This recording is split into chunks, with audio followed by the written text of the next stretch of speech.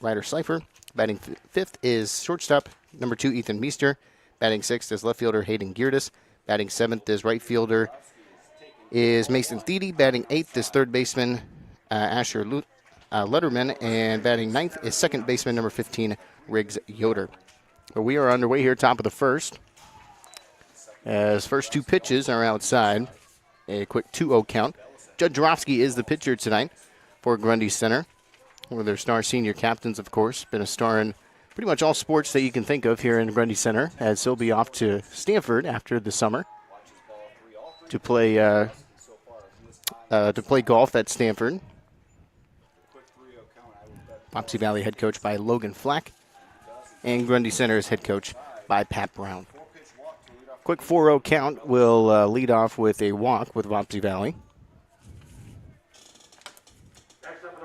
as Briar Bellers will take his base over to first. Batting second will be number 17, shortstop Garrett Shannon. Garrett Shannon, .222 batting average so far to start off the season. Throw back over to first, trying to pick off the runner. It does go a little bit wild past the first baseman, and the steal will be successful over to second. That was first baseman Ryder Slifer trying to track that down. So a bit of a shaky start for Judd Jarofsky on the mound. A 4-0 count with a leadoff walk, and then throw back over to first goes a little wild, and the infield error allows the runner from first to second. First pitch yet to be thrown. Now the first pitch comes. It'll lay down a bunt. Judd Jarofsky will scoop it up. He'll make an easy throw over to first. So it looks like, I believe, second baseman came over to cover, as that's Riggs Yoder making the catch on first base. So sacrifice bunt by Garrett Shannon will advance the base runner quickly over to third. So it'll bring up Briggs Bomey, the second baseman. .294 batting average for the senior, wearing number 2 tonight for Wapsie Valley. Has a runner on third with just one out. Checks on the swing. It'll go outside and too low for ball one.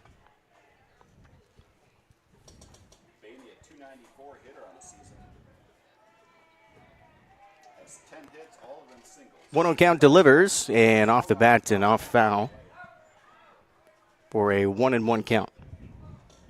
1 ball, 1 strike now to Briggs Baby, the senior second baseman for this Wapsie Valley team. Grundy Center infield playing in on the grass. Top of first. Here's the chopper. Good deliver and a strike down to the second baseman. It'll get scooped up, thrown out, but it will be a successful RBI for Briggs Baby, as he will ground out to first, but the RBI successful, and a good at-bat for Baby, as Wapsie Valley quickly with the lead to make it 1-0 here at the top of the first. Now 2 outs, bases clear. Blake Hesse takes ball 1 high.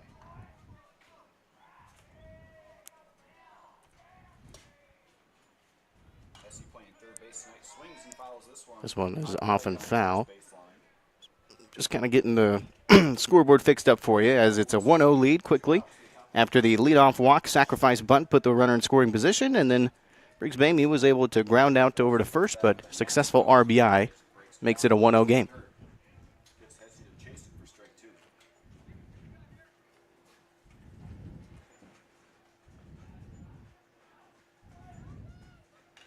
Comes back with a fastball, fouled straight back into the fence. This one is off and foul, makes the count 1-2. The run scored by Briar Bellis here in the top of the first is the first run allowed by Judd Jarofsky this season. That does go down as the third run. 1 ball, 2 strikes, 2 outs. 1-2 count. Judd Jarofsky delivers that one in the zone. It is a drop strike 3, and so the runner can potentially make it over to first, but an easy throw will be an out, as Judd Jarofsky will get credited for that strike. So that's Blake Hesse striking out at the mound. Excuse me, we're just kind of getting some things figured out. Apologies if you couldn't tune in here quite at the start here on Radio on the Go Sports YouTube, but we should be up live and streaming now, as it's a quick 1-0 game as Wapsie Valley was able to successfully get the run in from Brooks Bamey on the ground out RBI after the leadoff walk. Sacrifice bunt put him in scoring position, and a quick 1-0 lead after Blake Hesse now strikes out, as that will go for the 1 run off of no hits, and the one error which was able to have the successful steal from first to second as Jaromski threw it back over to first, trying to pick off the runner. And it's going to leave 0 on as we move to the bottom of the first inning tonight. Grundy Center will get their first at-bats. It'll be Braden Davey leading off. Then it'll go Judd Jarofsky and Pete Lebo as they'll get their guaranteed at-bats to start off this matchup tonight. Like I mentioned before, 6-0 so far, undefeated on the regular season and in conference. First place in the NICL. Pitching tonight will be Tyler Shower as Shower is just a junior for Wapsie Valley. He'll actually get his next guaranteed at-bat at the top of the second, but he'll be the starting pitcher tonight for Wapsie Valley. Obviously a big game for Wapsie Valley as they're, I believe, third or second in the NICL, just a little bit behind in terms of conference records. Just a 1 loss in the conference, but an overall 5-4 record, so played a little bit more games to start the season compared to Grundy Center. Baseball and softball, though, is one of those sports where maybe lots of games for certain teams can very much range in different areas. So sometimes the records can be a little bit deceiving, especially here relatively early in the season. But we're about getting close to a month in as we start kind of at the back end of May, and we're kind of at pretty close to the midway point of June. So we're chugging along through the baseball and softball season. So this will be Braden Davey leading off, the center fielder. .278 batting average for Davey so far in the season. Davey, one of the senior leaders, takes the first pitch. It's in the zone, finds that right corner for strike 1. Nice pitch that time from Tyler.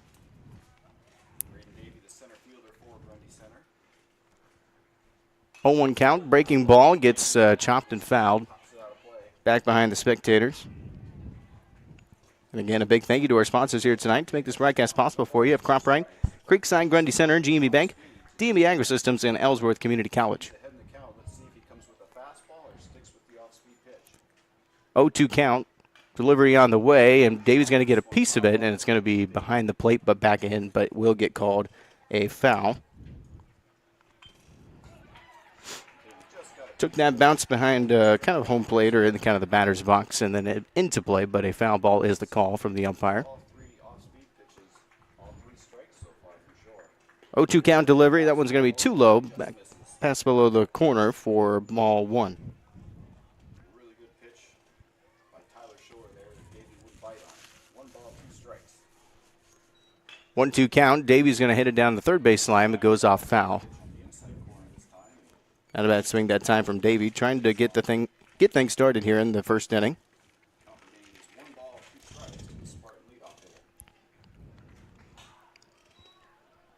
Keeps the count at 1-2. And a big foul ball back behind home plate. So there's lots of baseball and softball going around here at the venue, as you have kind of some youth baseball right directly behind us. You had Grundy Center softball a little bit earlier. Varsity plays first, or did play first tonight at 5 o'clock. Grundy Center softball ended up losing their matchup to Wapsie Valley earlier tonight. There's a good breaking ball, back behind and foul again.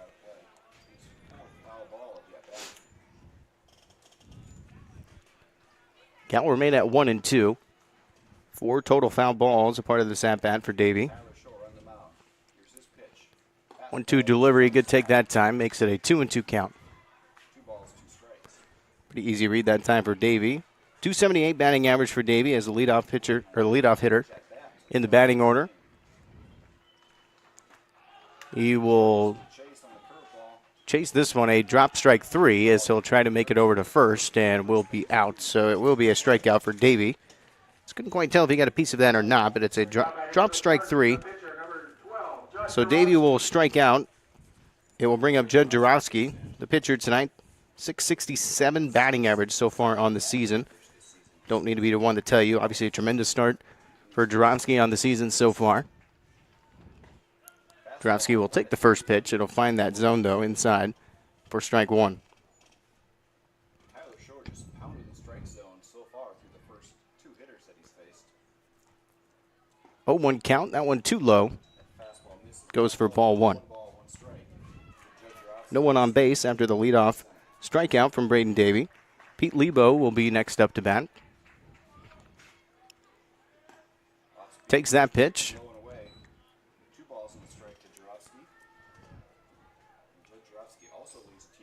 2-1 count for Jarofsky. Remember, 1 out, no one on base. 2-1 delivery. Jarofsky will take that one as well, make it a 3-1 count. Favorable count here for Jarofsky. Trying to get Grundy Center started here, as it is a 1-0 lead for Wapsie Valley. Good breaking ball that time, and it goes off the third baseline and foul.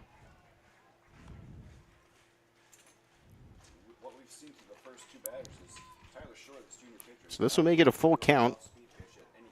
Judge Jarofsky trying to get things started for Grundy Center. It'll be Lebo up to bat, and then Slifer will be on deck, trying to see if he can get in the range with the at-bats. And Jarofsky will take the fourth ball and will make his way over to first. Shower trying to make Jarofsky chase that pitch that time on the breaking ball, but good plate discipline from Jarofsky, and he'll make his way over to first. This will bring up Pete Lebo, the catcher tonight. Pete Lebo, another senior leader. Heavy senior class this season for Grundy Center baseball. Pete Lebo is the catcher tonight. Is a .312 batting average. Like I mentioned, is a senior. Wears number 11 for Grundy Center baseball. Lebo, heavy swing on that, and a swing and a miss for strike one. As you might have guessed as well, Jarofsky, an excellent base runner for Grundy Center, is definitely a big threat to potentially steal over here to second. Especially important with the 1 out already. Jarofsky will lead on, or will kind of just stand his ground over on first, as I believe Lebo took that pitch for strike two. So a quick 0-2 count. Lebo trying to get Jarofsky around the bases and get things started for Grundy Center. Take that pitch too high for ball one.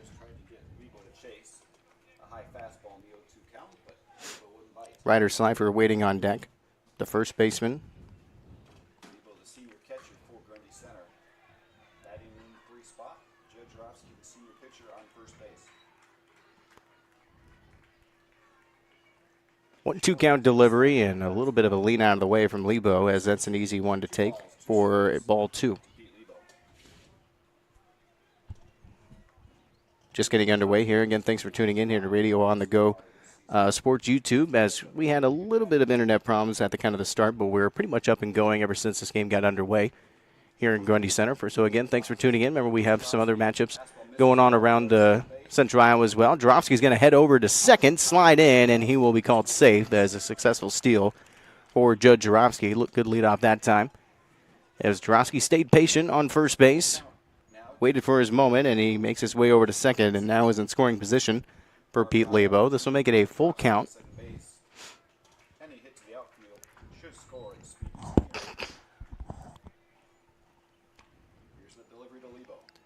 Full count pitch. Lebo off and foul back behind home plate. But just the 1 out for Lebo at bat, so a good position for Jarofsky. Now in scoring position after the successful steal over to second.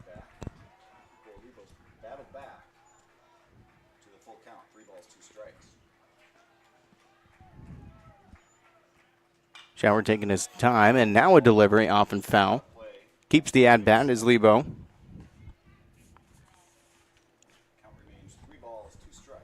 Bit of a methodical start here for Grundy Center on the offense. A lot of long at-bats.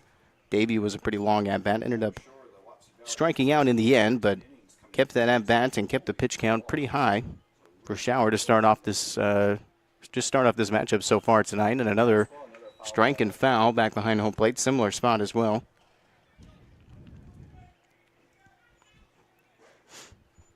So again, a lot of pitches here in these first 3 at-bats. A lot of good ABs for Grundy Center. Just the 1 walk to show for it, but Jarofsky now in scoring position on second after the steal was successful. So Lebo keeping this at-bat alive, trying to send Jarofsky home if he can. And another good take there, and a good at-bat for Pete Lebo as he'll walk over to first. So Steele ends up not necessarily doing too much in the end, but obviously always good to have the runner on second whenever you can. It'll end up putting the runners on first and second of Jarofsky and Lebo. It'll bring up Reiner Slifer, the first baseman. 158 batting average for Slifer so far. Number 19 is a senior. So 4 seniors to start off the batting order. Meester on deck, one of the 2 juniors in the starting lineup, alongside Hayden Geerdes. 0-1 count. This pitch in the dirt. Good cover from the catcher to keep it from going wild. As Slifer now in a 1-1 count. Still a good spot for Grundy Center. Runners on first and second. Just the 1 out. Jarofsky over on second. Lebo on first.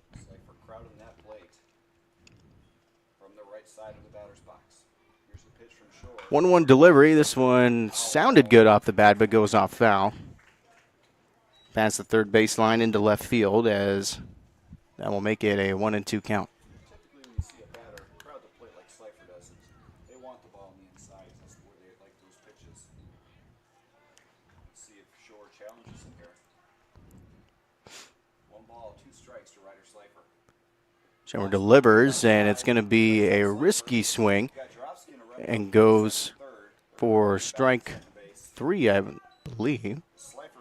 Yes, it will be strike 3. Jarofsky took off on that run from second to third, but ends up kind of finding his footing and heads back over to second on the throw to third. So Slifer did strike out, chasing that pitch over on the far right corner. So it'll bring up Ethan Meester, the shortstop. 474 batting average for Meester on the year. Number 2 is a junior, the first junior, or non-senior in the starting lineup, to get his first at-bat of the night. Meester takes that first pitch. It's going to pop up right under the pitcher of Shower, and he'll be under it and has it for the 3rd out. So 2 walks is all Grundy Center was able to get on base. It will end up showing for no runs, no hits, no infield errors, and 2 left on after the 2 walks. It's 1-0. Grundy Center will go into the top of the second. Wapsie Valley will lead off with Landon Moltz, and then we'll have Tyler Shower and Hunter Curley with their guaranteed at-bats. Take a quick break. Back after this here on Radio On The Go Sports YouTube. Navigating mortgages can be very complex. Start your journey with the lending team at GNB Bank.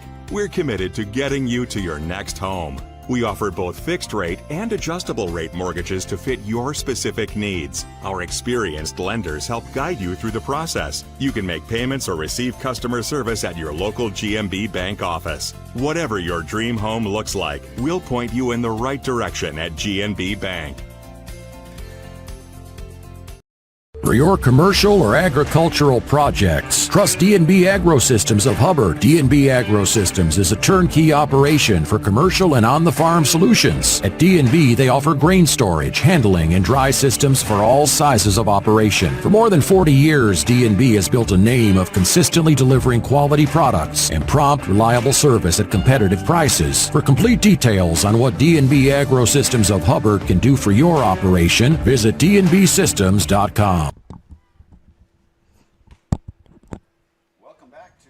Welcome back, everybody, here to Radio On The Go Sports YouTube. We're in the top of the second, as it is a 1-0 lead for Wapsie Valley.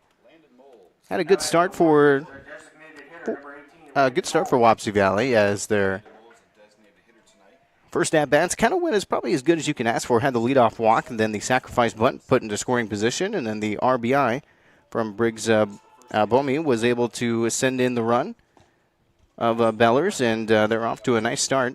As no recorded hits yet, but just the 1-0 run to show for it. This is Landon Molds to lead off here at the top of the second. Quick 0-1 count. Swing and a miss that time for Molds, makes it a 0-2.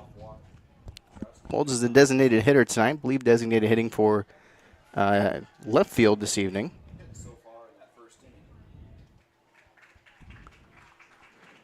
0-2 count delivery. Got away from Jarofsky that time. Goes way outside for ball 1.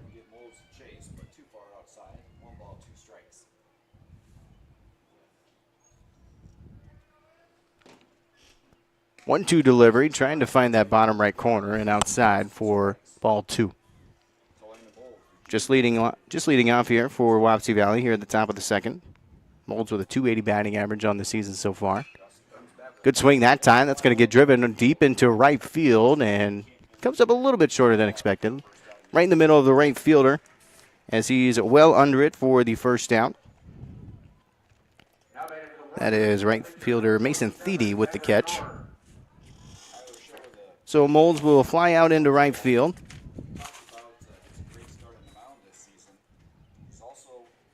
This will bring up the pitcher tonight, Tyler Schauer. He is a junior for Wapsie Valley. We're number 27 tonight. 344 batting average, I believe. A little bit tough to read my handwriting here.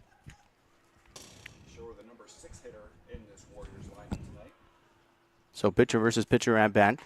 Dromsky, good delivery that time. Right in the middle for strike one as Schauer lies off on that pitch.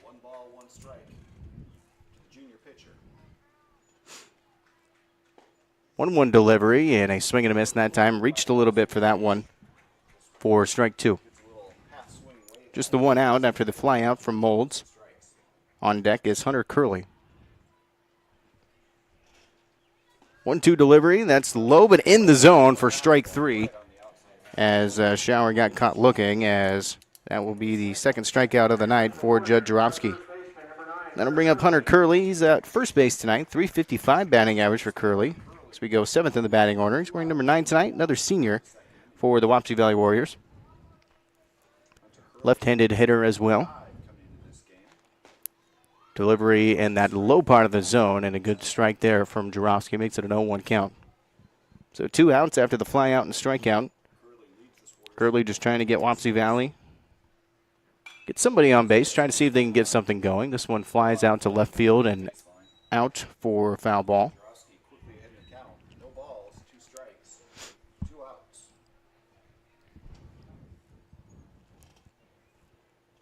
Jake Kaufman potentially waiting on deck if Curley can get himself on base. 0-2 count for Jarofsky. He'll deliver this one off and foul again down the third base line.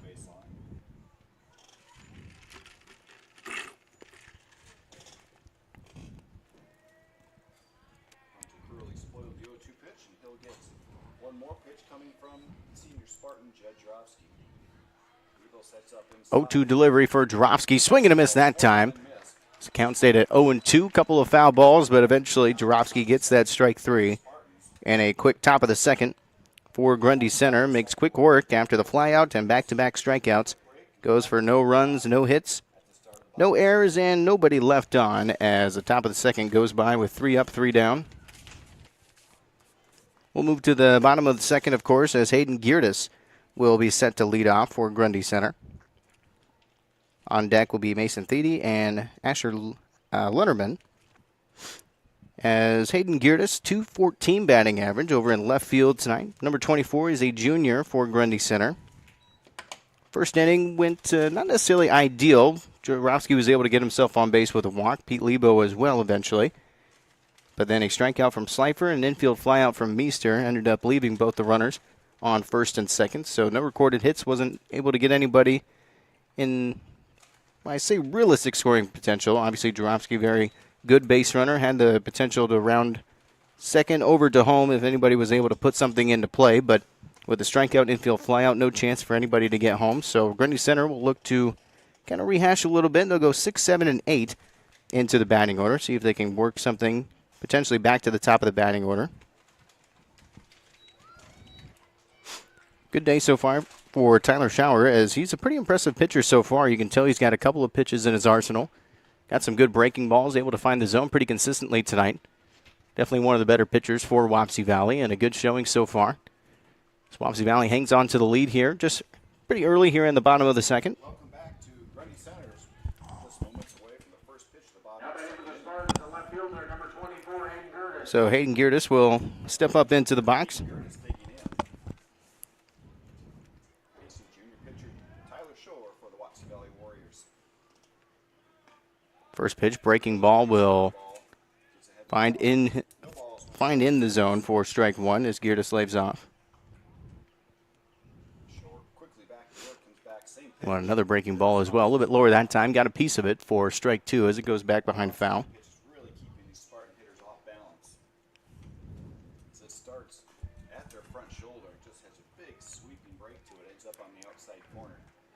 0-2 delivery. Back tries it again. Here just lays off that time as it hits the dirt for ball one. Just leading off here in the second for Grundy Center. Even Gertis hitting 214 coming into this ball game, but a healthy 450 on base percentage. 1-2 delivery. This one will get slapped into left field. That'll go far and hit the back of the fence. That'll go for extra bases as he'll round over to second. Gertis will just make his way gently over to second base. A nice double from Hayden Gertis, and that's a leadoff double. Some of the Spartans, the right fielder, number 10, And an excellent hit over into far left field. Got way past the left fielder for Wapsie Valley, and it bounced right off the fence. An easy throw back, but rounded over to second with no problem. And Hayden Gertis gets the Spartans started with a leadoff double. It'll bring up Mason Thiede, the right fielder, number 10, freshman for Grundy Center. 214 batting average, obviously a great spot. Thiede's going to show bunt, and pitcher didn't see it as he was kind of staring at the base runner of Gertis. Hayden Gertis on second base. Sometimes can be difficult trying to get a read of the bunt and then also get a good jump without getting too far off. So 0-1 count. We'll see if Thiede will show bunt again, and he will. He'll lay down the bunt right in front of the catcher as he'll pick it up. He thought about the throw over to third, and he won't be able to get there in time, and it will be successful for Mason Thiede. It's hard to call that one an infield error. I would say that's probably just a successful bunt for Mason, as he'll be able to get himself on first and with no outs. On the air. Spartans in business, bottom of the second. Runners at the corners, no outs. So this will put runners on first and third, no outs after the leadoff double and the successful bunt from Thiede, and it'll bring up Asher Letterman. Shore comes set on the mound. Fastball. First pitch will go too low for ball one. Great spot here for Grundy Center to get in some runs. Asher Ludeman hitting 364 on the season, 4 hits and 11 at-bats. Also has 4 RBIs, a chance for some more right here with the runner on third. Now he's showing Asher is going to show bunt, and the pitcher did lay off. that most likely was a Didn't really see him at first. Kind of had his back turned initially, and then I think got a signal as he laid off steal second base. his windup and is kind of eyeing that runner obviously on first. Not this time. As first pitch goes a little low and outside the zone for ball two. It's always a tricky spot from a defensive standpoint if you want to defend that base runner over on first. If he is going to attempt the steal over to second, if you will attempt to throw over to second to try and pick him off, obviously with the runner on third, could be a dangerous spot if it potentially comes in there. Even if it is successful, it's still hard to throw it back to home, especially if the third baseman's lined up with the first baseman. Communication is a little bit off. It can be a tricky spot to try and defend both at the same time. 2 balls, 1 strike to Asher Ludeman, the third baseman for Grundy Center. So that'll make it a 2-1 count. Still the runners on first and third. Here's the delivery. Delivery breaking goes way off to the right side. Good cover from the catcher. Make sure it doesn't go wild, and we'll make it a 3-1 count. 3 balls, 1 strike to Asher Ludeman. Shower just trying to kind of do some damage control right now.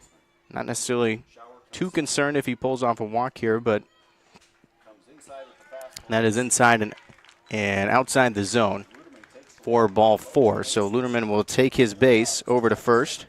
Next up for the Spartans, So all 3 at-bats are able to get on base with the leadoff double, successful bunt, and a walk. We'll load the bases up. It'll bring up second baseman Riggs Yoder.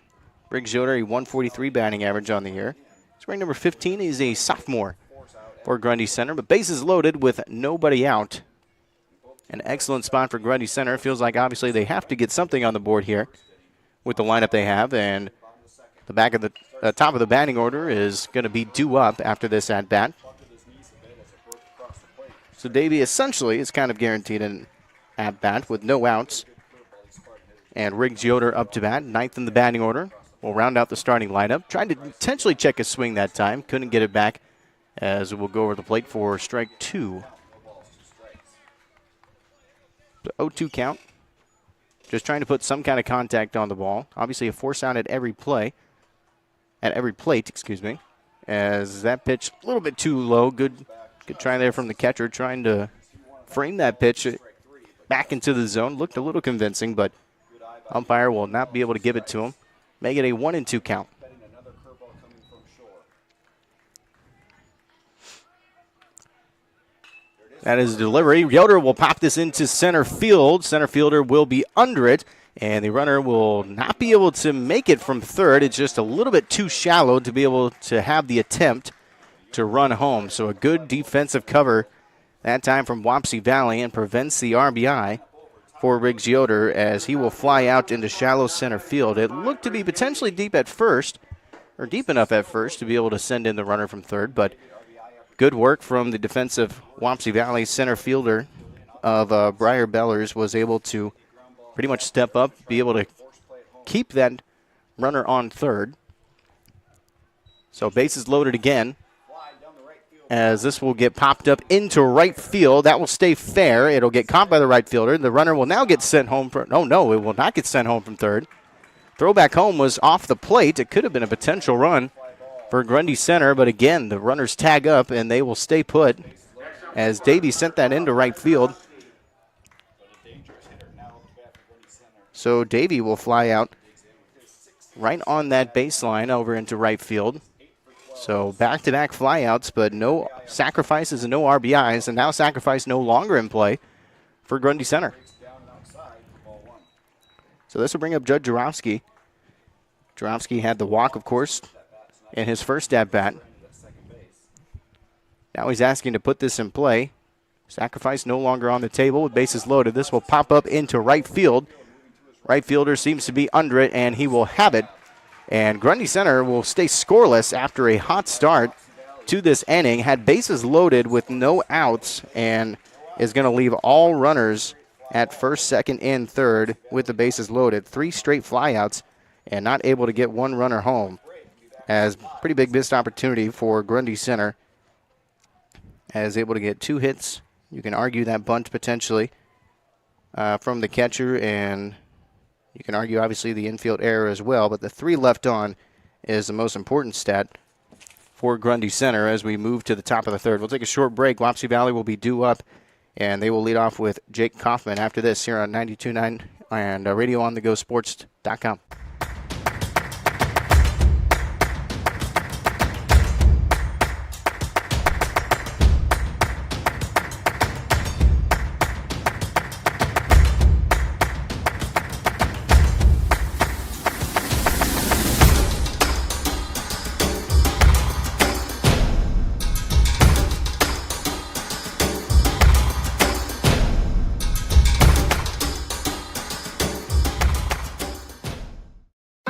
Jake Pelham of CropRite of Grundy Center wants to help you take your business to the next level. CropRite of Grundy Center offers best-in-class agronomy products along with top-tier service. Jake thanks his loyal customers for their continued support. And if you haven't met him yet, he invites you to let him earn your business. Contact Jake at 641-751-5313. Stop by at 301 North Park Avenue in Grundy Center or visit CropRite.com.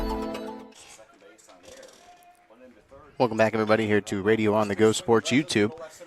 And this will, first pitch is going to get drove out into center field. Should be in the glove and covered, and it will get caught by the center fielder of Grundy Center, as that is Braden Davey making the catch, as Jake Kaufman with a really nice hit over into kind of left and center field, but a good cover from Davey, as he does have that quick speed, as Kaufman will fly out into deep center field. It'll bring up Caden Dana. So Dana is a 167 batting average. Wearing number 13 is a junior for the Warriors. Takes the first pitch, kind of checks in his arms a little bit, avoiding that hit by pitch potential.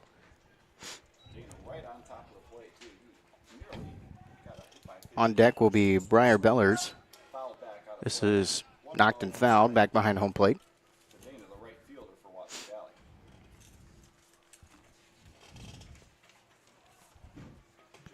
Makes it a quick 1-1 count.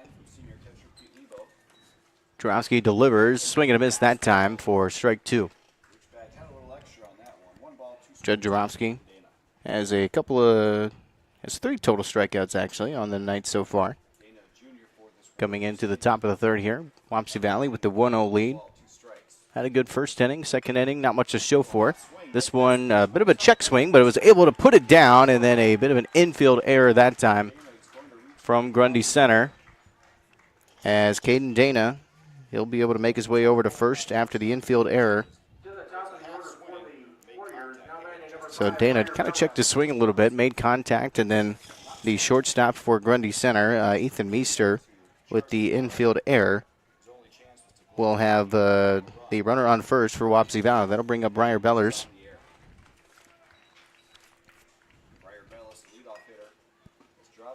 As that pitch a little bit too low for ball 1.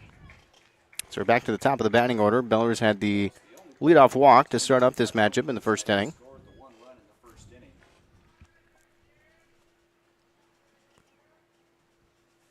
Throw back over to first, trying to tag the runner, and will get called safe.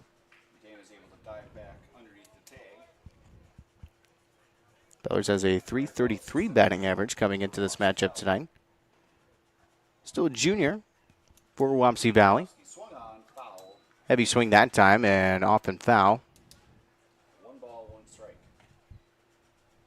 Bellis hitting .333 on the season. Again, a big thank you to our sponsors here tonight. For Radio On The Go Sports of Croprite, Creekside Grundy Center, GMB Bank, DB Agri-Systems, and Ellsworth Community College. 1-1 count, runner on first. Drowski delivers. This one will get popped up into shallow left field. It will be under it of Meester, I believe, the shortstop. As Meester does make the catch, trying to make up for that error he had, advancing that runner over to first. So that'll be the second out as Bellers flies out into shallow left field. They'll bring up Garrett Shannon. Shannon had that sacrifice bunt in the first inning. He was able to put Bellers into scoring position as Bellers was able to make it home for that first run of the night. So good showing so far for his second at-bat. Shannon, .222 batting average on the year, is the shortstop tonight. No first pitch delivery yet. Had the throw back over to first. Was able to tag up in time. Checked the swing. Got contact, and it's going to be an easy scoop and an easy throw over to first as Jarofsky throws it over to his first baseman of Ryder Slifer for the easy throw. As Shannon will ground out, as that was the third out, and will retire the top of the third. Was for no runs after no recorded hits. Had the one infield error of Meester, as Dana was able to successfully reach over to first and had the one left on after the reach on error. We'll move to the bottom of the third with Grundy Center. Had a really good second, able to load the bases up, but 3 straight flyouts for Grundy Center and no sacrifice RBIs were able to get anybody home, and definitely kind of felt like they potentially just wasted that opportunity. Had no outs with the bases loaded, so Grundy Center trying to kind of do what they did at the start, but just trying to send in some runs, get some scoring opening up here. Is still relatively early in the matchup tonight. Pete Lebo will lead off. Then you'll have Ryder Slifer and Ethan Meester with their guaranteed at-bats. Tyler Shower will continue his night at the mound. A pretty good showing. He's definitely got quite a few pitches in his arsenal. He's got some slower pitches. He's got a nice breaking ball. He's definitely found the zone pretty well tonight. It's just Grundy Center's definitely made him pitch a lot here at the start of this game. He's definitely had some heavy at-bats, I would say, this evening, as especially towards the top of the batting order. They've definitely made Shower work for a lot of these outs and kept Wapsie Valley on their toes. Kind of some long at-bats, lots of foul balls, making him heavy into the pitch count. Nice breaking ball that time, but good plate discipline from Pete Lebo. So he'll lay off and get called for ball 1. 1-0 count. This one finds the zone that time for strike 1.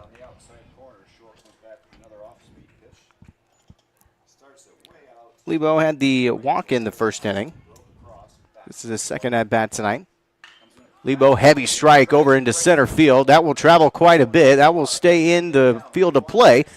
It will get scooped up from the center fielder off the bounce, and a stand-up double for Pete Lebo as another leadoff double. That's back-to-back leadoff doubles for Grundy Center in the second and third inning. Had that leadoff double from Hayden Geerdes, and now Pete Lebo will put a great start again for Grundy Center. Ryder Slifer will get the next at-bat. Looks like Lebo was just getting some equipment change as he'll make his way back over to second. So Slifer, first baseman, 158 batting average, struck out in his first at-bat, his second at-bat tonight. As he'll have the runner on second in scoring position.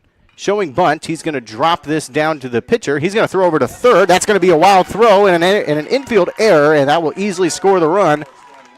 As a sacrifice bunt, it will be successful. It is going to be counted as an infield error, but won't go on a discredit from Slifer. He'll get a reach on first on a fielder's choice.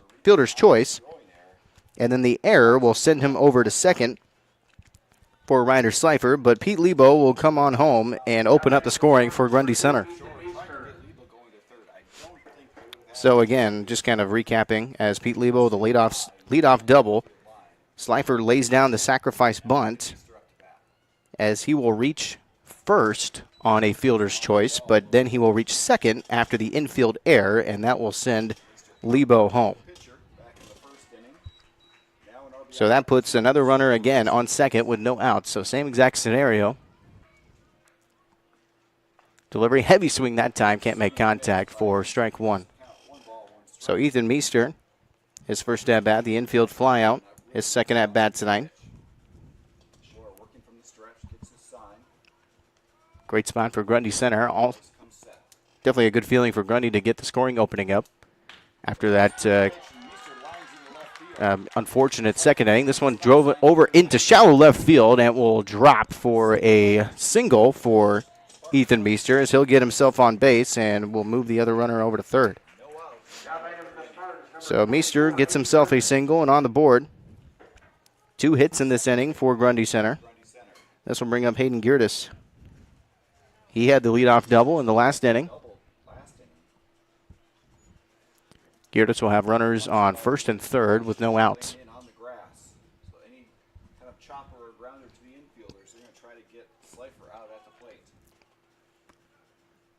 Looks like he's going to show bunt, pulls back the bunt, and the runner from first to second will just kind of jog on over.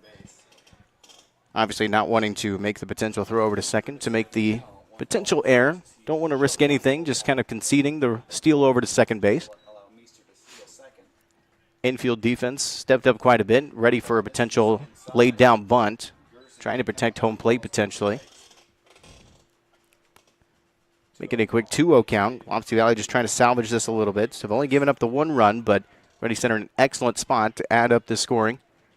The runners now on second and third with no outs. Pitch goes way out to the right. Good cover from the catcher to keep it from going wild. Obviously a little bit more nerve-wracking for the pitcher, especially if you give up a couple of hits, have a runner in scoring position, want to keep it on the plate, kind of salvage it, don't want to throw anything wild and give anything up.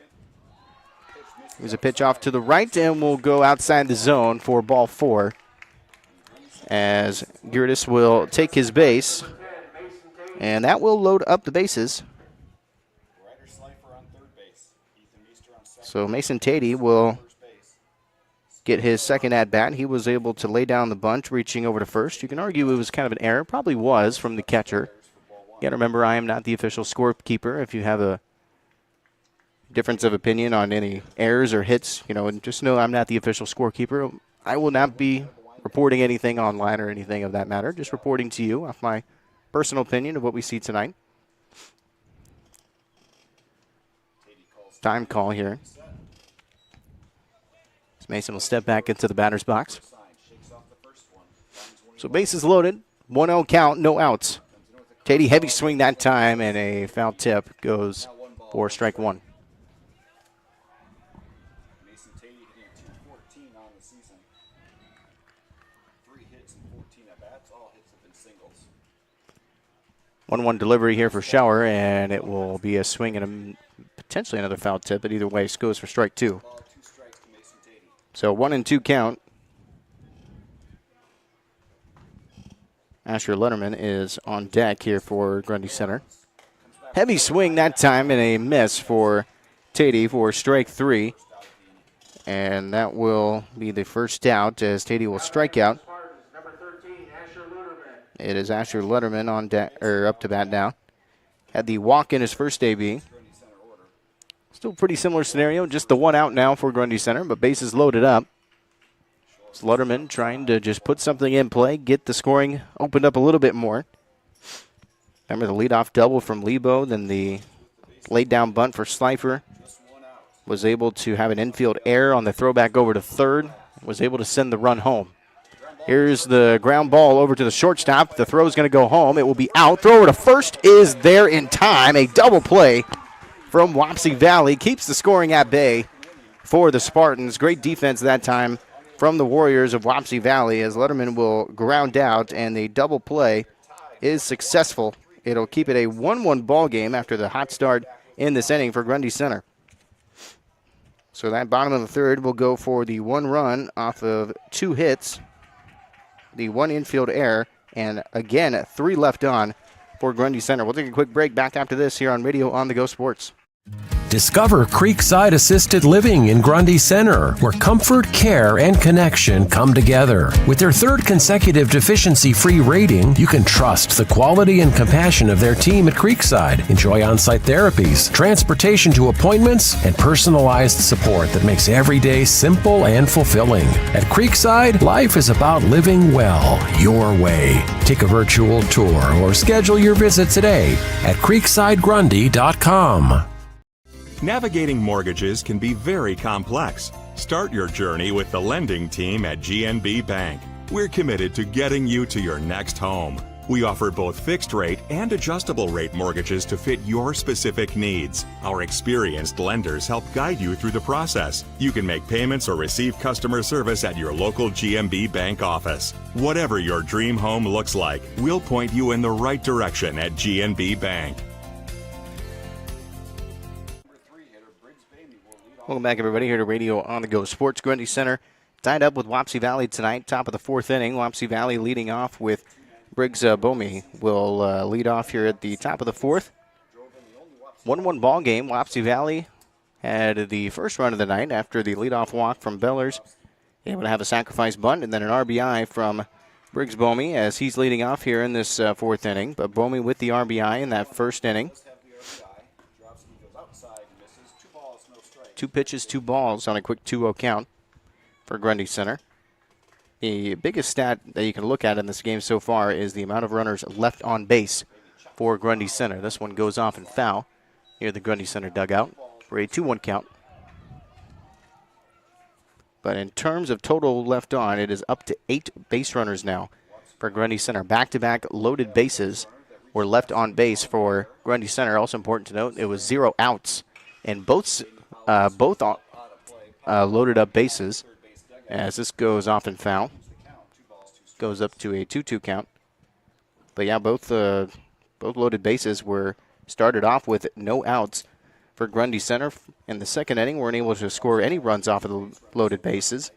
Able to get 1 run in the third off of it, it wasn't even off the bases loaded scenario. They were able to make that happen afterwards, after an RBI, or after the run was successful. It wasn't even an RBI, actually, for Grundy Center after the leadoff double.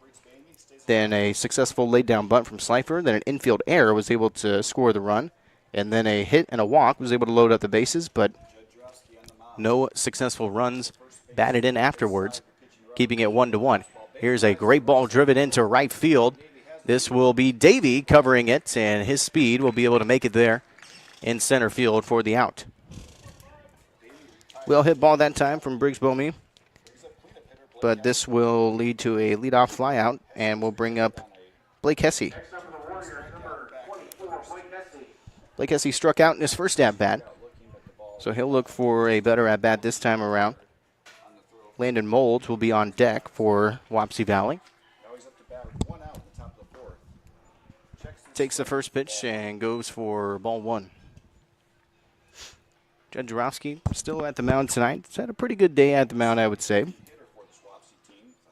A little bit of a shaky start in that first inning. Obviously, not just because of the given up run, but just a leadoff walk and then a kind of an error throwing over to first, trying to pick the runner off, leading off, looking for the steal. Just kind of a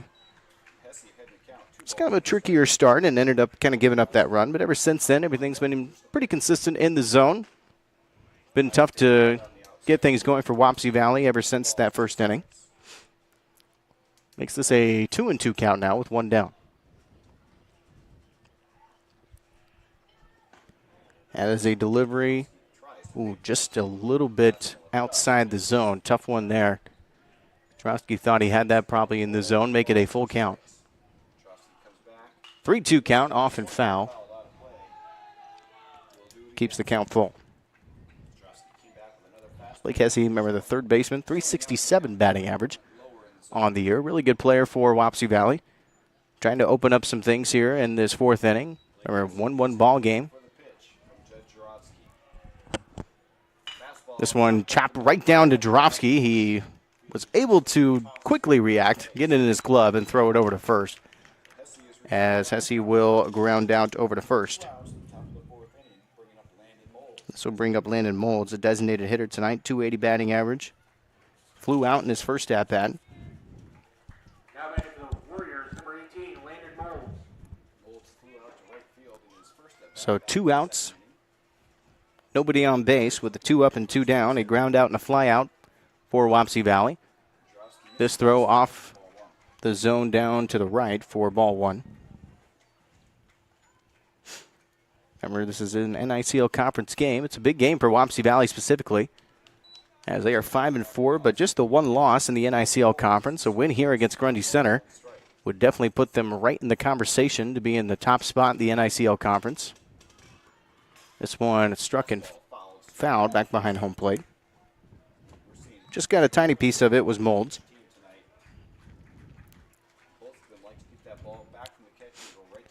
1-2 count.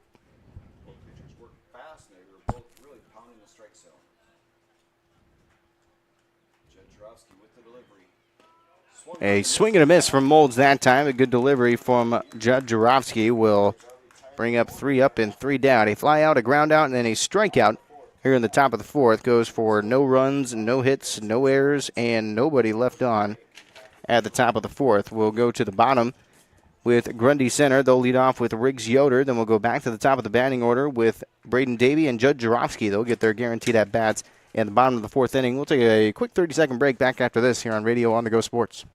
For your commercial or agricultural projects, trust D&B Agrosystems of Hubbard. D&B Agrosystems is a turnkey operation for commercial and on-the-farm solutions. At D&B, they offer grain storage, handling, and dry systems for all sizes of operation. For more than 40 years, D&B has built a name of consistently delivering quality products and prompt, reliable service at competitive prices. For complete details on what D&B Agrosystems of Hubbard can do for your operation, visit dnbsystems.com. Welcome back here to Grundy Center. It's a 1-1 ball game. Bottom of the 4th coming up. Grundy Center leading off with Riggs Yoder at the bottom of the 4th. It'll bring up Braden Davey and Judd Jarofsky will be on deck for the Spartans. Remember, Grundy Center undefeated to start off this season is number 4 ranked here in the state of Iowa, as Grundy Center is number 1 in the conference of the NICL, and obviously just a great start for Grundy Center on the season so far. If you were potentially unaware, they made the trip over to Target Field up in Minneapolis, home of the Twins. Played a game against Columbus Catholic up there. Pretty rare opportunity, obviously, for any high school team to play at a big major stadium like that, but able to get a win against Columbus Catholic. 6-4 at Target Field. First pitch is going to be outside for ball 1. But just the 6-0 start is maybe a little bit low in terms of the total number of games that Grundy Center's played on the season so far. They have had a couple of... They did have a suspension of a game just last week. I think potentially, and there are most likely some weather situations going on against Union Community. Make it a 2-1 count as Riggs Yoder leading off here, the second baseman for Grundy Center. 2-1 delivery. That one finds the zone. Nice pitch that time from Shower. We've seen Yoder play second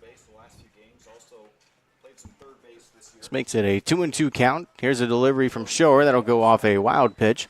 No one on base to make the wild pitch do any more damage potentially, but make it a full count. They've had a lot of traffic on the bases tonight. In fact, through the first 3 innings, Grundy Center has stranded. 3-2 is the count. Another good at bat here for Grundy Center. This one is inside and out of the zone for ball 4. So Yoder with a leadoff walk. It'll bring up Braden Davey back to the top of the batting order. His 3rd at bat of the night. Had the strikeout and the flyout in his first 2 at bats, so looking to get on base for the first time this evening. Davey, a really fast kid out in center field, has made some good plays defensively so far tonight. He's been a really good basketball player for Grundy Center as well. Been a wide receiver in football and a great baseball player as the leadoff hitter here in this batting order. Show gives him a look. Gives it a look again. Now comes set. So with the runner on first, Davey's going to show bunt right down the first baseline. That takes a couple of carries. That's going to stay fair. That's an excellent laid down bunt from Braden Davey. You can't get much better than that. The catcher was waiting for it to roll off that first baseline and make it into foul territory, but Davey with an excellent laid down bunt. As he'll get credit for that, he will record himself a hit on that laid off bunt and will get himself to first. So that puts it on first and second. It'll bring up Judd Jarofsky in a great spot. No outs. Runners on first and second. Grundy Center has been in this spot pretty much every single inning except the first, really. Even the first, they had, actually the first, they were in a very similar spot with the 2 walks. Breaking ball that time, tried to find the zone. Just a little bit outside for ball 1. But as we mentioned before, Judd Jarofsky is the pitcher tonight. .667 batting average on the year. Just a terrific start for the senior. Just one goes down the third baseline. It will drop. That'll be fair. The runner will round third. He's going to head home, and a bit of an error in the outfield. That will still be a recorded hit for Jarofsky, and that will be an RBI double.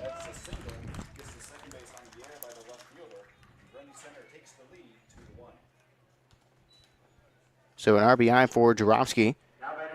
That dropped down into shallow left field, but a little bit of trouble with the left fielder for Wapsie Valley trying to throw back. It's hard to tell where that throw was going to go. Potentially to third. Most likely would have been a fielder's choice, most likely, if there was no error in that field. So I think they're probably going to rule it as a single for Judd Jarofsky on the RBI. But either way, a great start here for Grundy Center, as that will give Grundy Center the lead.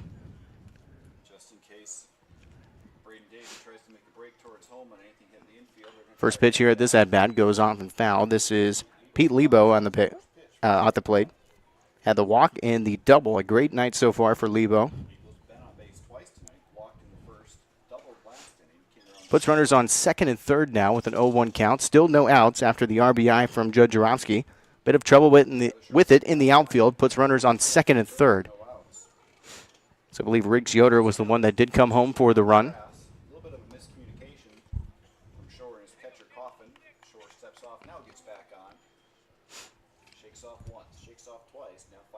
Taking his time here is Shower.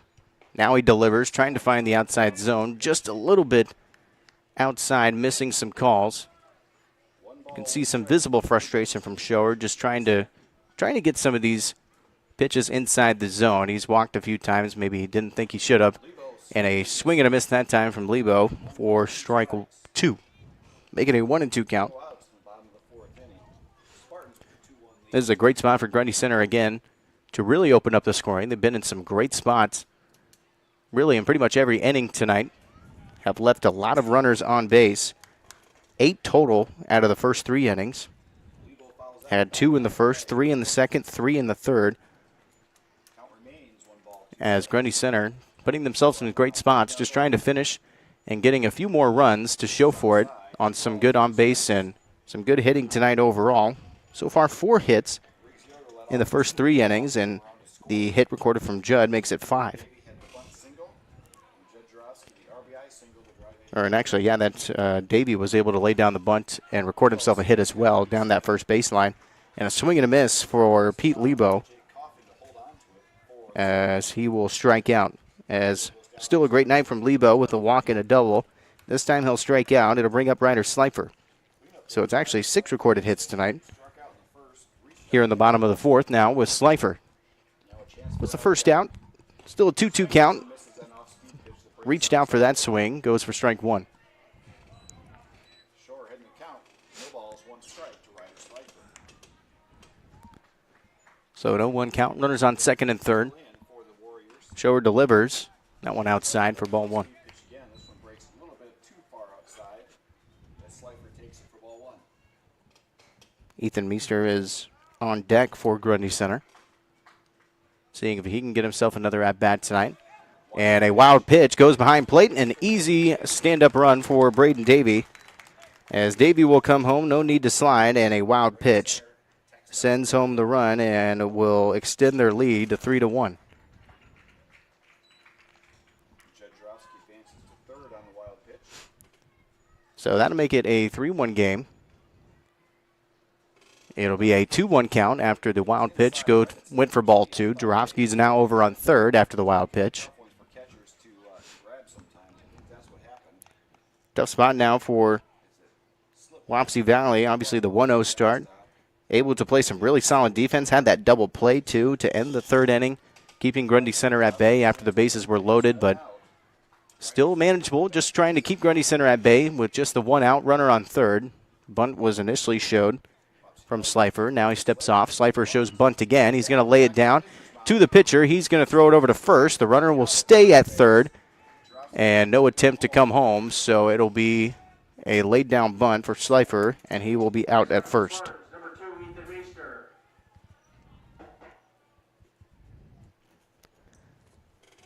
So Slifer's bunt ends up being no good on the sacrifice. It'll bring up Ethan Meester. He had the infield flyout and a single in the third inning. So now he has a runner on third. Sacrifice no longer in play with 2 outs. Pitch way too outside to the right for ball 1, making a 1-0 count.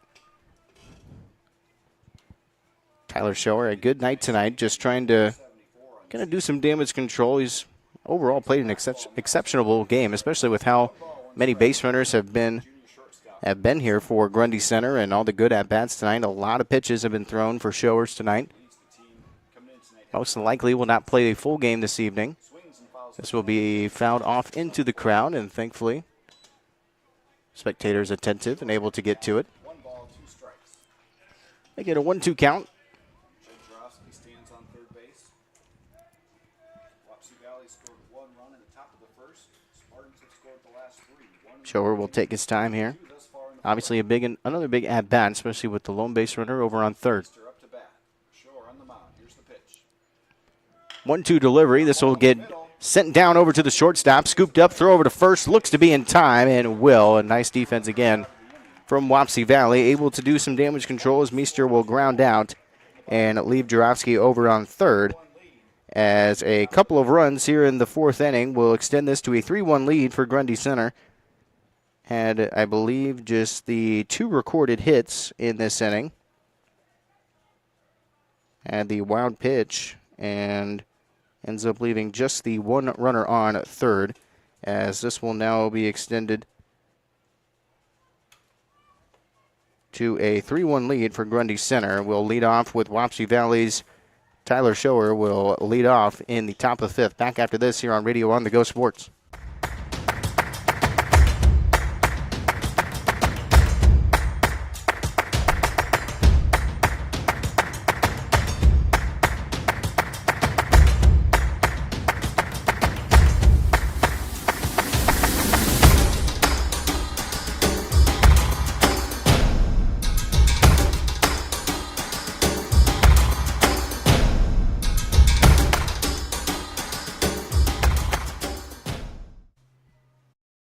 Jake Pelham of CropRite of Grundy Center wants to help you take your business to the next level. CropRite of Grundy Center offers best-in-class agronomy products along with top-tier service. Jake thanks his loyal customers for their continued support. And if you haven't met him yet, he invites you to let him earn your business. Contact Jake at 641-751-5313. Stop by at 301 North Park Avenue in Grundy Center or visit CropRite.com.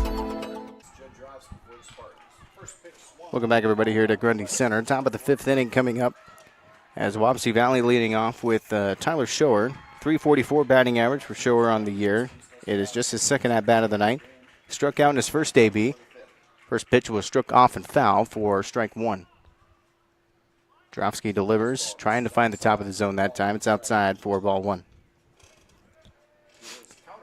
Just a 3-1 game for Grundy Center. They've had a really nice night, getting a lot of guys on base. A little bit better that time in the fourth inning. Have had a little bit of struggle, kind of closing out some of these great situations they've set themselves up in. Had bases loaded in 2 different innings with no outs, and weren't able to really show much for it. And actually, both of those situations, they were able to score 1 run before the bases were loaded in one of those situations. This one's going to get drove over to center field. Davey comes up to it and will make the grab on the run. And a nice play again from Davey. Made quite a few catches over in center field tonight. As Wapsie Valley, Shower will fly out on the leadoff. That'll bring up Hunter Curley, the first baseman. He struck out in his first at-bat. Curley, a left-handed hitter, has the 1 out with no one on base. First pitch delivery. This one struck right down to first base, and an easy walk over to the first base, and will make the tag. And his foot on the bag, excuse me, as that will have Curley ground out to first. As that is the first baseman of Slifer making the play over on first.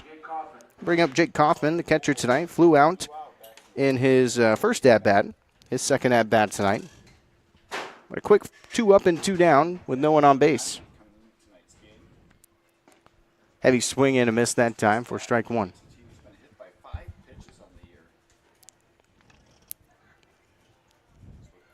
Kaufman with a 190 batting average. He is the catcher tonight. Just a freshman for Wapsie Valley.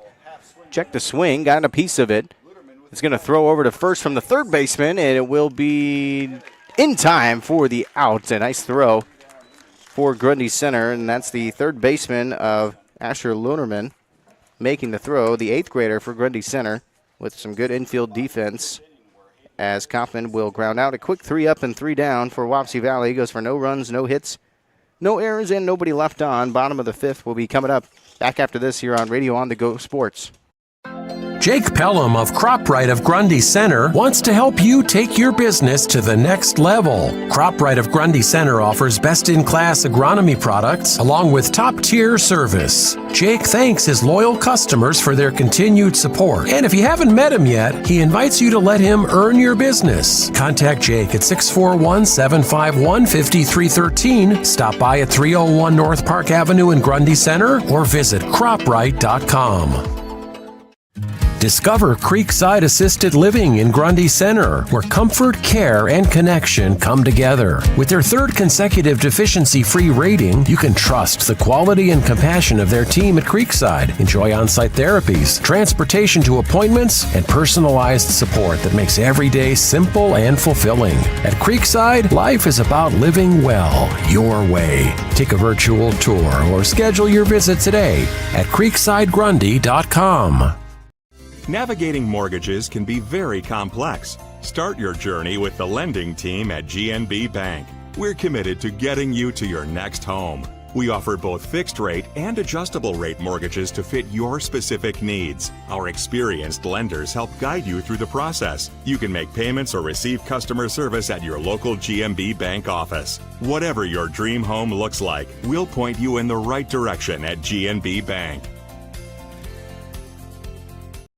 For your commercial or agricultural projects, trust D&B Agro-Systems of Hubbard. D&B Agro-Systems is a turnkey operation for commercial and on-the-farm solutions. At D&B, they offer grain storage, handling, and dry systems for all sizes of operation. For more than 40 years, D&B has built a name of consistently delivering quality products and prompt, reliable service at competitive prices. For complete details on what D&B Agro-Systems of Hubbard can do for your operation, visit dnbsystems.com. Welcome back, everybody, here to Grundy Center. A bit of an elongated break, as we do have a pitcher change here for Wapsie Valley. I believe it is Curley at the mound. Curley definitely seems like a baseball name, if there is one, as Hunter Curley was at first base, now will make his way over to the mound.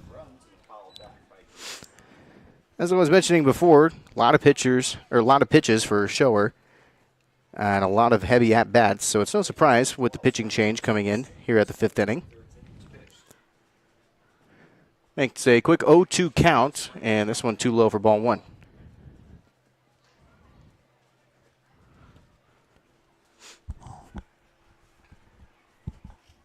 Starting pitcher Tyler Short now playing second base.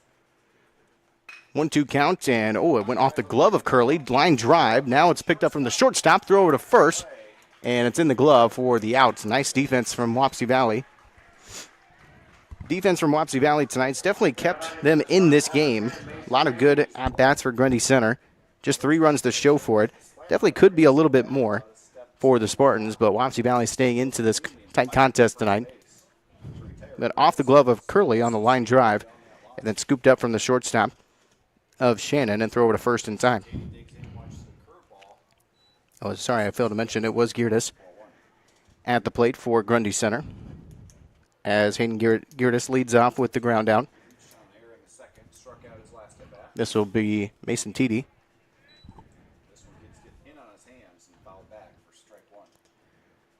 Quick 1-1 count after the ground out from Geerdes.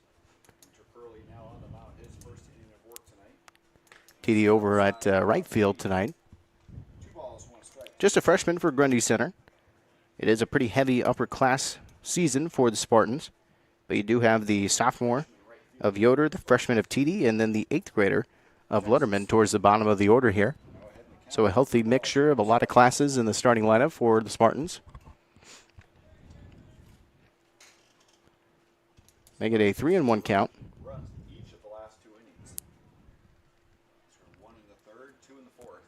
3-1 delivery. That one's a too low, and TD will take that pitch and make his way over to first. So TD will walk over to first. It'll put a runner on first with just 1 out. It'll bring up Asher Luderman. Luderman, actually, I believe. Asher Luderman. Luderman is an 8th grader for Grundy Center, so most likely the first time that you'll hear of Luderman playing in some athletics. There is a big rule change coming to Iowa High School Athletic Association. I don't know if you've heard potentially or not. I don't even know if they made the public announcement yet. So maybe I should just actually keep my mouth shut. I don't know if it's, I believe so. I don't see any reason it wouldn't be, but the belief is that there aren't going to be allowing 8th graders into athletics in all sports, not just baseball, going forward into the fall season. So 1-1 count. Delivery, and it's outside. Good take there from Letterman. 2 balls, 1 strike now to Asher Luderman. Grundy Center, 3rd baseman. Mason Tatey, the runner at first. 2-1 count. A heavy swing from Letterman. And make it a 2-2 count. A swing and a miss, as remember, this is Hunter Curley at the mound after the pitching change coming in here at the bottom of the 5th. Curley delivers low, and it's going to be too low for a 3rd ball. Make it a full count. Luderman had the walk and grounded out in his last at-bat, which resulted in the double play. Full count delivery. This one struck off and foul. Keeps the at-bat going. And obviously it's pretty impressive for any 8th grader to be in the starting lineup in the batting order, but being at third base is not an easy position to play in baseball. So anything in the infield, second base, shortstop, third base, you have to have a strong arm to be at third base. Obviously, it's the longest throw in the infield on those ground downs, so you always want a guy that can throw quick and consistent and fast. And being an 8th grader at third base is a pretty good accomplishment for Luderman to start off his Grundy Center baseball career. And he'll take that pitch, and Luderman will make his way over to first. So good at bat from Luderman. Back-to-back walks. This will put runners on first and second with just the 1 out. It'll bring up Riggs Yoder. Yoder flew out in his first at bat, walked in his second. So runners on first and second. Remember, this is Hunter Curley at the mound now after the pitching change. Runners on, one out in the bottom of the fifth. Swung on and missed. Good pitch that time as Yoder couldn't make contact. Pretty center in the middle. Yoder probably wanted that pitch back. It looked like a good one to potentially drive with the runners on first and second. Another similar delivery as it goes foul. No balls, 2 strikes to the Spartan sophomore. Make it an 0-2 count. After back-to-back walks, Remember, just the 1 out, so Grundy Center trying to stay ahead of that. no balls, 2 strikes. Goes the off-speed pitch. That's going to be a delivery and did find the zone just on the outside as a layoff from Yoder makes it strike 3 for the out as Yoder was caught looking. So 2 outs. It'll bring up Braden Davey back to the top of the batting order, his 4th at-bat of the night. He laid down that really great bunt down the first baseline. It just was flirting going outside or out and foul down that first baseline, but just found its way to stay basically right on that line as the catcher was trying to wait for it to get into foul territory, but just stayed in bounds the whole way. Couldn't really been any better than Davey laid down, as that was his first recorded hit of the night. He struck out in the first at bat and flew out in his second. So runners on first and second. 2-0 count for Davey. That's going to be a pitch outside, breaking ball, way outside to the right, an easy layoff for Davey. Mason Taney walked, is on second base. Asher Whitman walked on Makes it a 3-0 count with runners on first and second. light here on 3-0. Delivery from Curley. This time finds the zone as Davey lays off. Not a bad take that time.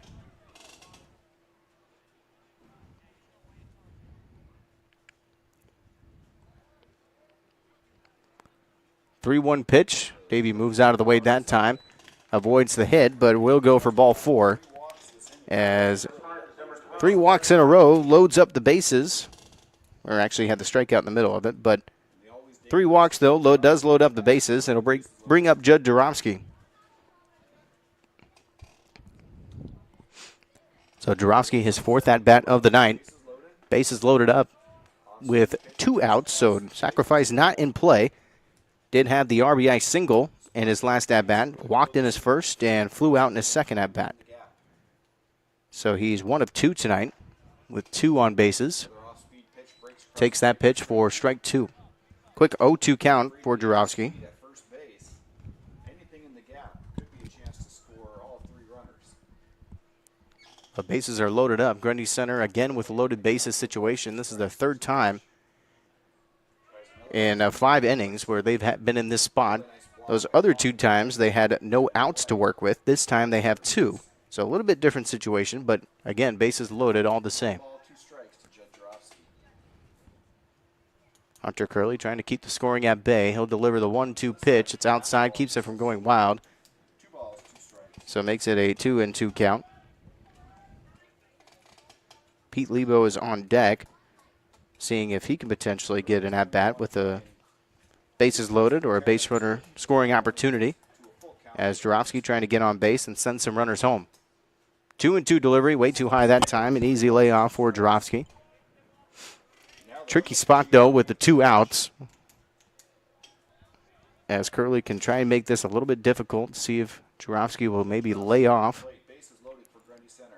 It's a delivery. This will get struck into right field. That'll back up quite a bit. The catch is dropped into right field. That'll send at least 2 runners home. They'll send Davey home as well, and that will be a 3-run hit. That will be a tremendous at-bat for Judd Jarofsky. 3 runs will score for Grundy Center, Bust this game open as Grundy Center now with his 6-1 lead. as that will go down as a, I would have to say, a triple for Judd Jarofsky, as that was smacked into right field. Right fielder was kind of reaching way high for it, but I don't think there's any way you could give that an error in the right field. So that will be a 3 RBI triple for Judd Jarofsky, and that will definitely open up this game for the Spartans and make it a 6-1 lead here at the bottom of the 5th. Up to bat, Judd Jarofsky still on third base. It's a 1-0 count. This will bring up Pete Lebo. Lebo will drive this into right field. That will drop. It will send Judd home. and he'll stand up on first. And an RBI single from Pete Lebo. And that is the most that you can ask for here in this inning for Grundy Center as Pete Lebo gets himself an RBI. That'll make it 7-1. It'll bring up Ryder Slifer, but a great delivery and contact from Pete Lebo into shallow right field. Throw back over to first, trying to tag the runner out, but he'll be back safely on first. So back to square one a little bit, but with a runner on first, 2 outs, it'll bring up Ryder Slifer as Lebo over on first. Delivery into the bottom shelf and foul in the zone for strike one.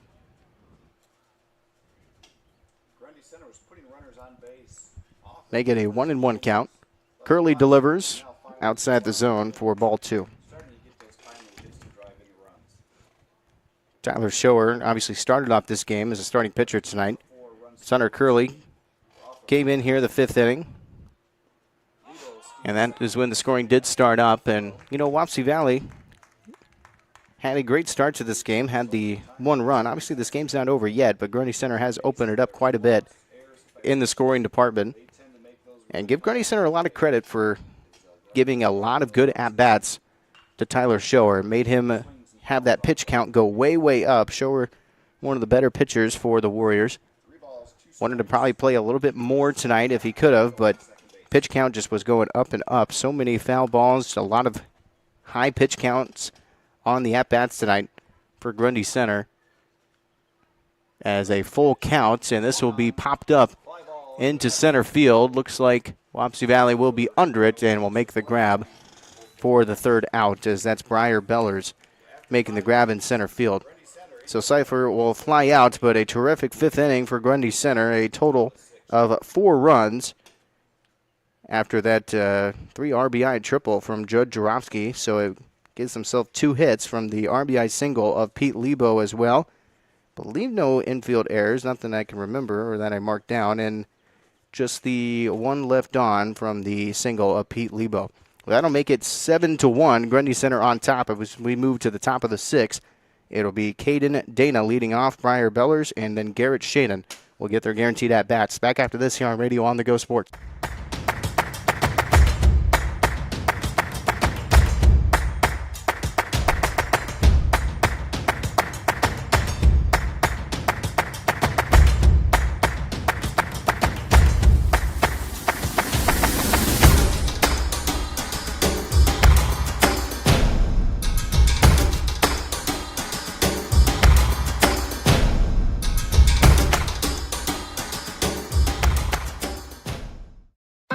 Jake Pelham of CropRite of Grundy Center wants to help you take your business to the next level. CropRite of Grundy Center offers best-in-class agronomy products along with top-tier service. Jake thanks his loyal customers for their continued support. And if you haven't met him yet, he invites you to let him earn your business. Contact Jake at 641-751-5313. Stop by at 301 North Park Avenue in Grundy Center or visit croprite.com.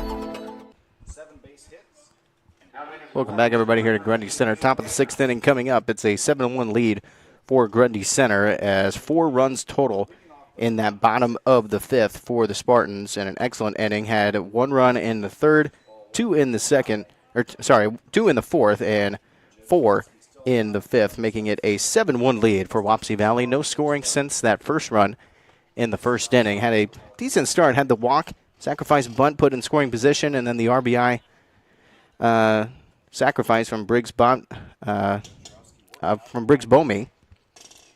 was able to get the first run on the board, but not much since then. It's been a lot of 3 ups and 3 downs. Been a struggle to get some hits recorded, I believe.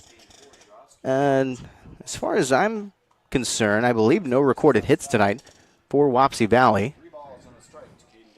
It's a quick 3-1 count. This is Caden Dana, the right fielder. He reached on an error in his first at-bat. This time he will walk over to first. So a good at-bat from Dana will put a runner on first on a leadoff walk. It'll bring up Briar Bellers, the center fielder tonight. He walked in his first inning and then flew out in his second at-bat. So back to the top of the order. Got a quick stoppage here. quick meeting with the head coach with Grundy Center. May see a pitching change potentially. As obviously a big lead here for Grundy Center. Jarofsky, one of the better pitchers for Grundy Center. Feels like they're probably secure, and it looks like we are going to get a pitching change. And yes, we will. It will be number 8 for Grundy Center. Next 8 in a row before Dana reaches again on this walk.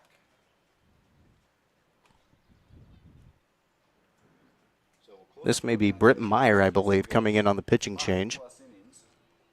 Yes, it will, I believe. This is Britt Meyer for Grundy Center. So Meyer will get warmed up on the mound as Judge Jarofsky's day is done at the pitching mound.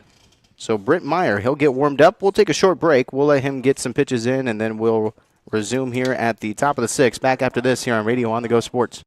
Discover Creekside Assisted Living in Grundy Center, where comfort, care, and connection come together. With their 3rd consecutive deficiency-free rating, you can trust the quality and compassion of their team at Creekside. Enjoy on-site therapies, transportation to appointments, and personalized support that makes every day simple and fulfilling. At Creekside, life is about living well, your way. Take a virtual tour or schedule your visit today at creeksidegrundy.com. Navigating mortgages can be very complex. Start your journey with the lending team at GNB Bank. We're committed to getting you to your next home. We offer both fixed rate and adjustable rate mortgages to fit your specific needs. Our experienced lenders help guide you through the process. You can make payments or receive customer service at your local GNB Bank office. Whatever your dream home looks like, we'll point you in the right direction at GNB Bank. For your commercial or agricultural projects, trust D&B Agro-Systems of Hubbard. D&B Agro-Systems is a turnkey operation for commercial and on-the-farm solutions. At D&B, they offer grain storage, handling, and dry systems for all sizes of operation. For more than 40 years, D&B has built a name of consistently delivering quality products and prompt, reliable service at competitive prices. For complete details on what D&B Agro-Systems of Hubbard can do for your operation, visit dnbsystems.com.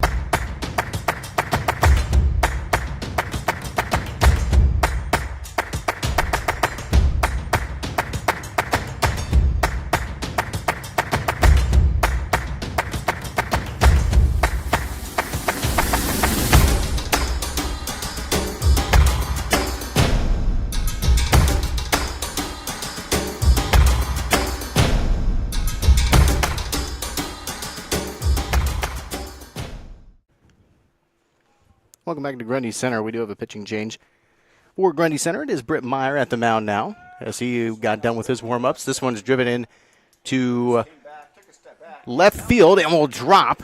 Both left fielder and center fielder trying to both get to it but could not, as that one was popped up pretty high. As that will go down as a single for Garrett Shannon.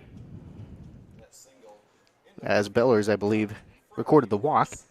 We were still on a break for you here.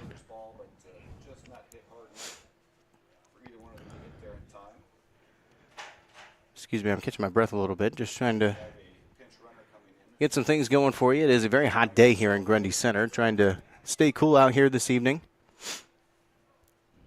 As if you wanted to stay home tonight, don't necessarily blame you. It's been pretty humid out here in central Iowa, but this is a big spot for the Warriors. One out with runners on first and second. As this should be Briggs Bomey, I believe. Caden Dana on second base as he drew a leadoff walk this inning. Garrett Shannon on first after that single.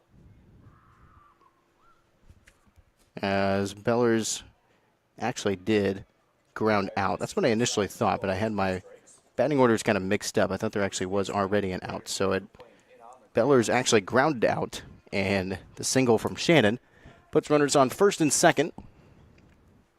Delivery here from Meyer into the zone. Nice pitch that time. This will make it a 2-1 count. Briggs Bomey, the number 3 hitter for Wapsie Valley.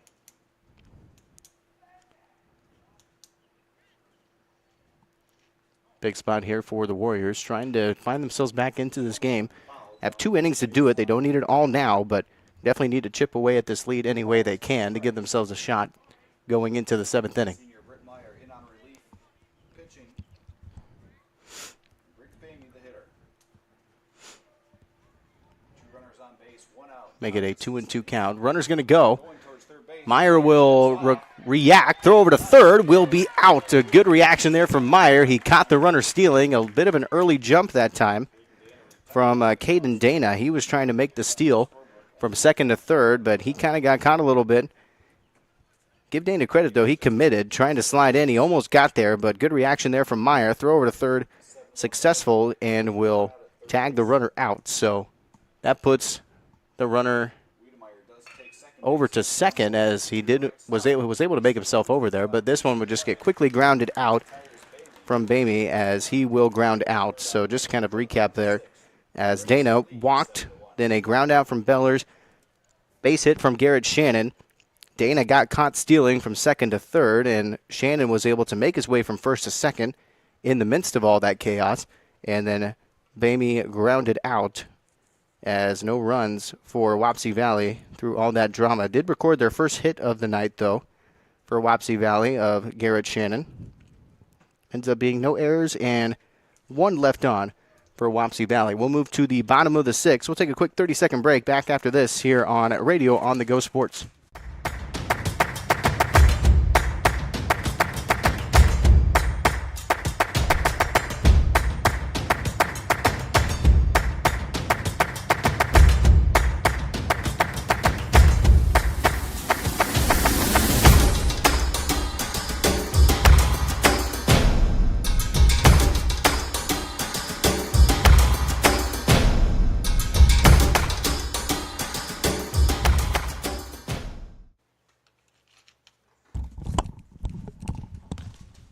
Welcome back, everybody, here to Grundy Center. It is the bottom of the 6th inning. Grundy Center will be leading off. They'll lead off with Ethan Meester, Hayden Geertis, and Mason Teedy will have their guaranteed at-bats.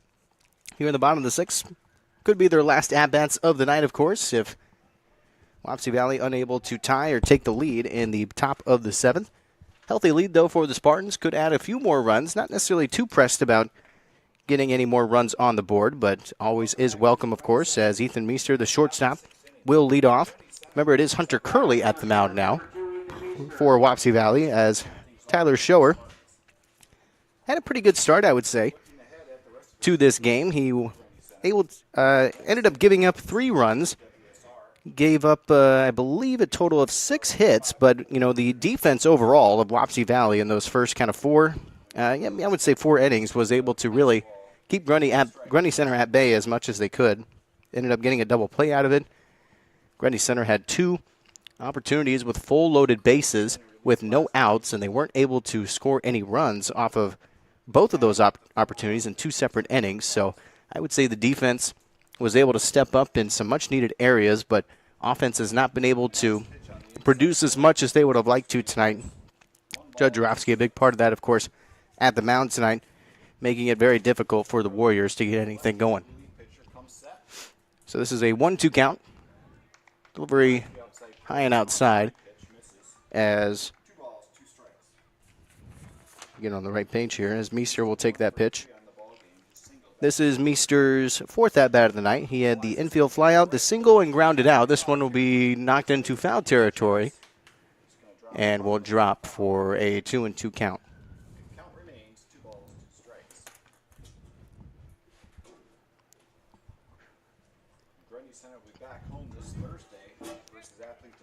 Remember, Meester just leading off here in this bottom of the 6th. 7-1 lead for the Spartans. Not too pressed about adding any more runs, but that was going to go right back to our faces here if that pole and fence was not in the way, back behind home plate.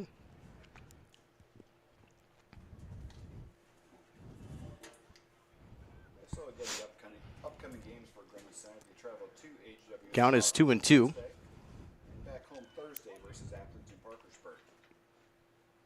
Curley still at the mound. He'll deliver. Meester knocks it off and foul near the Grundy Center dugout. 3 straight foul balls now for Ethan Meester.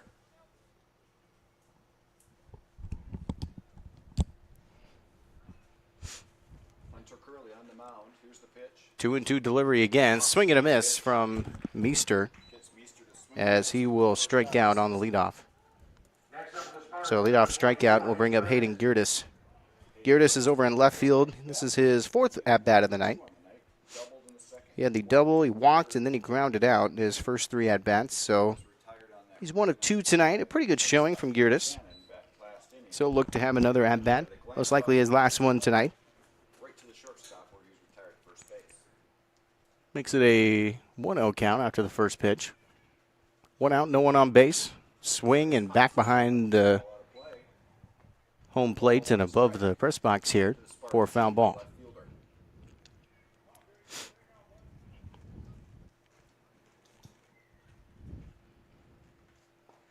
Curley's pitch is a little bit too low and down for ball 2. 2 balls, 1 strike. Mason Teedy is on deck for Grundy Center. He'll get a guaranteed at-bat here in the 6th inning. This one will get knocked down to the shortstop line. Throw over to first in time for the 2nd out. Nice infield defense from Wapsie Valley as Girdis will ground out as the shortstop making the play of Garrett Shannon. This will bring up Mason Teedy. Teedy is a freshman for Grundy Center. As Teedy is a .214 batting average. This is his 4th at-bat as well tonight. Had the successful bunt in the 2nd inning and a strikeout and a walk. Again, just a freshman here for Grundy Center. Of course, with baseball and most likely to be soon for all athletics in Iowa sports, but baseball and softball, kind of the lone sports that allow 8th graders to play as well as they do play here in the summertime. As I'm sure you might know this, but the state of Iowa is the only state in the United States that does play baseball, softball in the summertime for a high school athletic level. Everybody else is obviously around the springtime, same as soccer, track and field, all those sports. This will bring up Asher Luderman. Luderman is the lone 8th grader in the starting lineup for Grundy Center. Heavy swing that time, goes for strike 1 on a miss. Luderman had a walk, grounded out, and a walk. So 2 on bases for Luderman.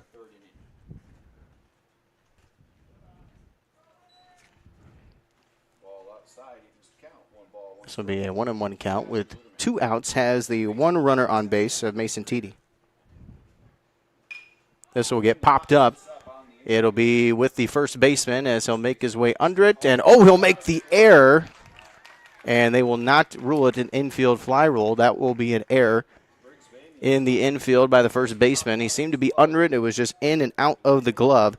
Kind of make a slight adjustment to his right and popped out. So Luderman will reach on the error. And that will bring up Riggs Yoder, I believe. When Meyer came into pitch and the different defensive shifts, Yoder came out of the game, so Britt Meyer will hit. So, yep, okay, so it will be Britt Meyer. This will be his first at-bat of the night. As Just 2 at-bats on the season. Does not hit a lot.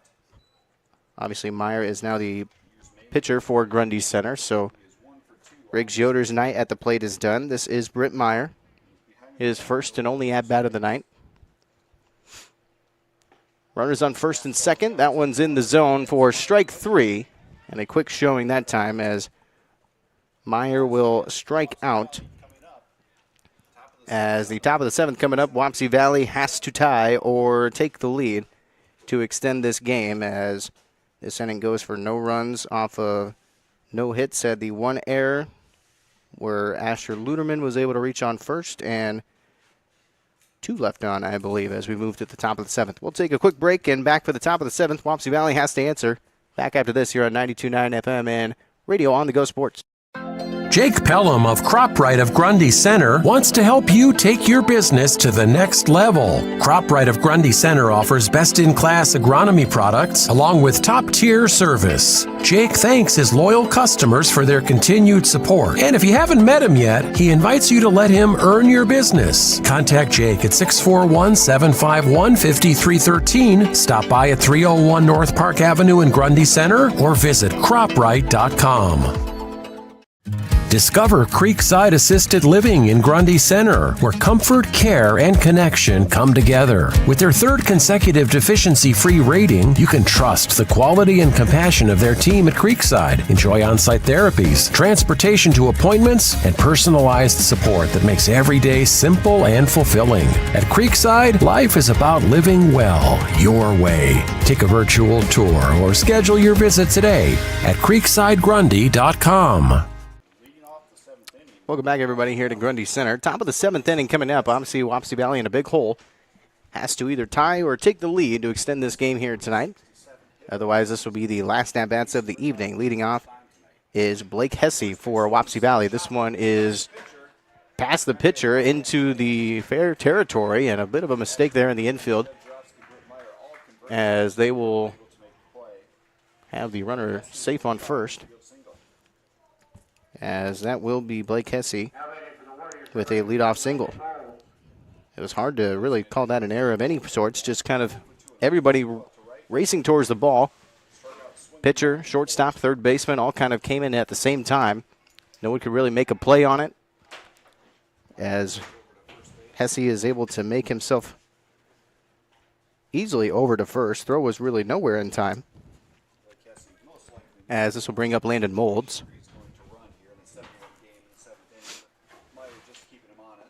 A heavy swing that time and a miss for strike one, as Molds trying to keep this game alive any way he can. Has the runner on first with no outs. Things can change in a hurry. It just takes kind of one or two plays, and momentum can really shift in a hurry. As this pitch is in the dirt, catcher is on top of it, though. As catcher Pete Lebo able to save that from being anything more than just out of the glove. Count is at 1-1. Myers' pitch delivered. This one struck and off way foul, probably in near the softball fields. Remember, this is Britt Meyer now at the mound. Judge Jarofsky with a good overall effort tonight. I believe the pitching change came in, after the first at bat in the 6th inning.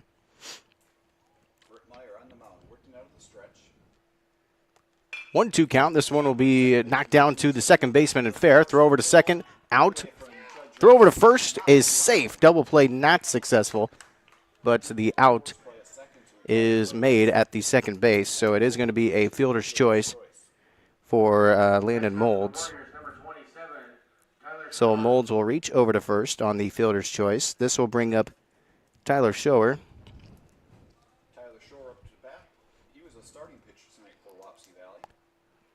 So now with the runner on first with just one out after the fielder's choice. Double play was just barely out of time. A really good effort, though, from the infield defense of Grundy Center. Grundy Center, or the double play seemed to probably be there, but just a tad off, as the speed of Landon Molds was able to keep himself safe.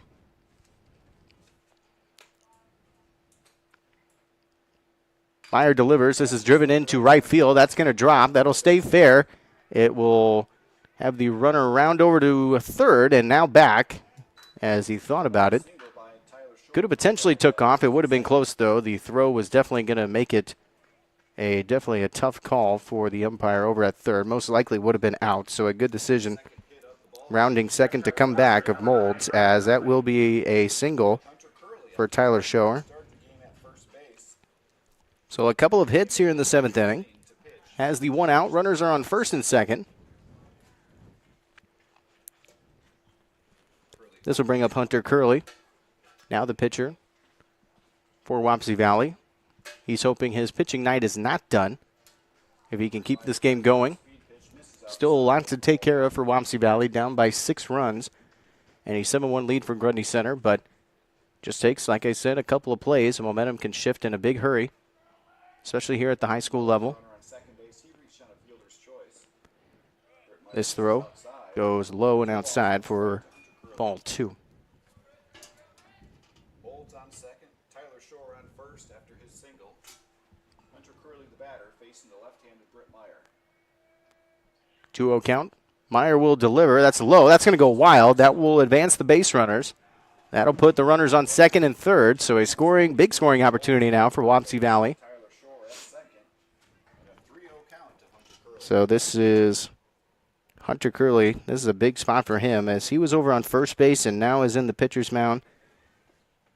He'll look to try and potentially see if he can extend his night at the pitcher's mound. Still a lot of work to be done, but a great spot for Wapsie Valley. Runners on second and third as they are just going to walk Curley over to first to put an automatic out on every plate with the bases loaded.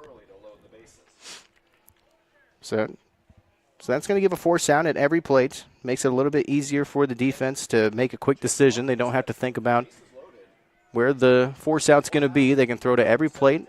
Wapsie Valley trying to mount a late rally. Cut into the 7-1 Spartan lead. So this will bring up Meyer misses low. Jake Kaufman. Dirt for ball 1. Kaufman, the catcher. First pitch goes low for ball 1. Kaufman flew out and grounded out in his first 2 at-bats. Big spot for Kaufman, the freshman for Wapsie Valley. Took the ball in play each time. He flew out to center. His first time up. Grounded out to third. Second 1-0 count. Delivery is low and just outside the zone for ball 2. been consistently low the last 5 or 6 pitches. Britt Meyer just trying to Adjustment. get this game over with as quick as he can. With the bases loaded, double plays well in option for Grundy Center. Almost had it on that last fielder's choice as Landon Molds was able to reach. Almost had the double play successful. Then after that, the base hit from Shower, then a walk from Curley has loaded up the bases. 3-0 count. The base is loaded. The 3-0 count. It is Meyer delivering, that time in the zone. Lays off the pitch for strike 1. Strike 1. As the 1 out, bases loaded. Obviously a walk would send in a run here. He had the take sign on 3-0 count. Now with a 3-1 count, he's going to be looking to hit it hard somewhere. Myers with the delivery. It will be outside, and it will be a walk. It will send in a run. RBI for Jake Coffin. So Kaufman Bases remain loaded. gets walked. A run will get sent home on the walk. On the bases loaded walk. Tyler Shore advances to This will bring up potentially Caden Dana. We'll see if they'll have a different batter. It will be Dana up to bat. We will have a pinch runner as well. Gavin Heineman coming in to run.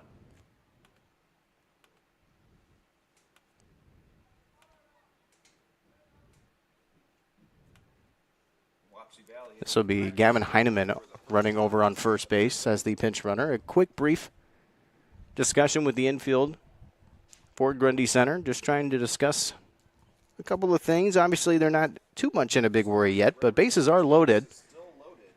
It is now a 7-2 game as Wapsie Valley was able to get the run in on the bases loaded walk. So Dana had the walk his last at-bat, reached off an error in the 3rd inning. First pitch is in the zone for strike 1 as Dana lays off. So bases loaded again with 1 out. Same situation now with 5 runs to try and tie this game up. So 4 runs are at a potential here. That one a little bit low and outside for ball 2, or ball 1, excuse me, and a 1-1 count.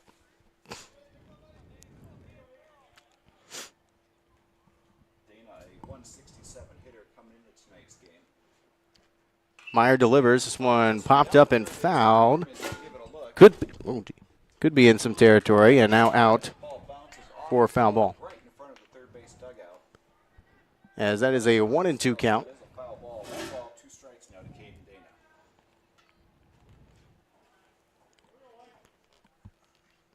Prior bells will be on deck for Wapsie Valley, as this is 9th in the batting order of Dana, so they would go right up to the top of the batting order if Dana could get a run in and get himself on base. Still with 1 out to give. Dana strike down the third baseline and off foul. Keeps his at-bat alive. Spoil it out of play. Wapsie Valley doing the most they can here in the 7th inning, making this game interesting towards the end. Still a lot of work to do, but can't ask for much better here in the 7th inning to try and keep this game alive. Dana off and back behind home plate for foul ball. Keeps the count at 1-2.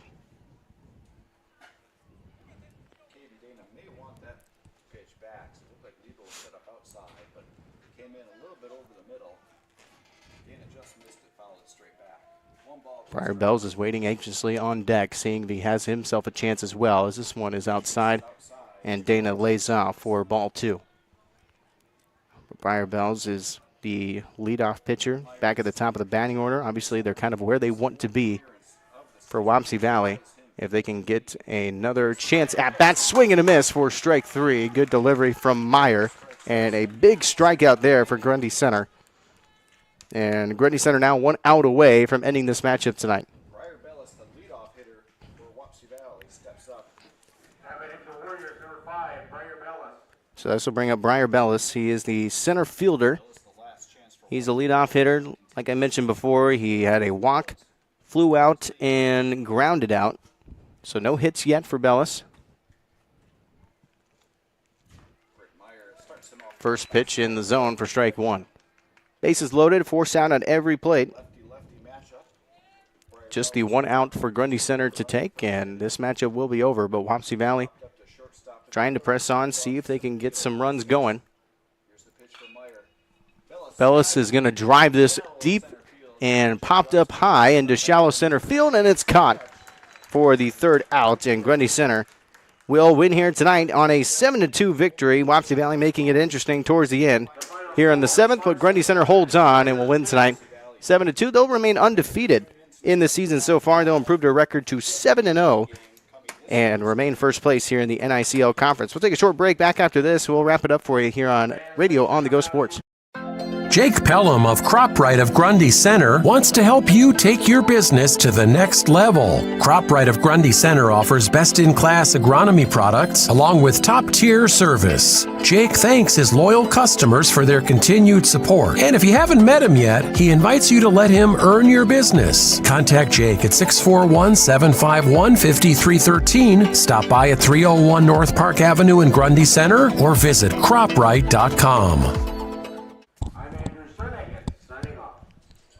Welcome back, everybody, here to Grundy Center. That will wrap up our game tonight. A 7-2 victory for Grundy Center. They'll remain undefeated on the season tonight. And a good performance from Judd Jarofsky on the mound this evening. Definitely kept Wapsie Valley at bay for most of this matchup. The pitching change came after the first at-bat in the 6th inning.